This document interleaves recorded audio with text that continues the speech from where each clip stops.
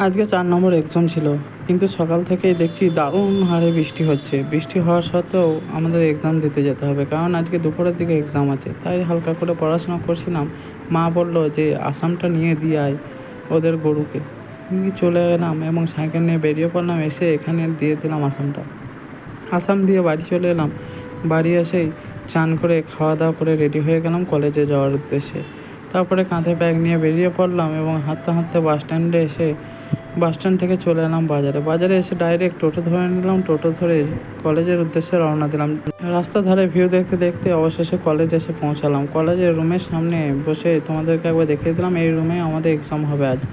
তারপরে এক্সাম দিয়ে বেরিয়ে পড়লাম। বেরিয়ে আবার চলে এলাম বাস স্ট্যান্ডে এসে একটা আইসক্রিম খেয়ে নিলাম বন্ধুদের সঙ্গে। তারপরে টোটোতে উঠে গল্প করতে করতে রাস্তার ধারে ভিউ দেখতে দেখতে বাড়ির দিকে রওনা দিলাম। আমি বাড়ির দিকে যাই, তোমরা চ্যানেলটা সাবস্ক্রাইব করো। বাই।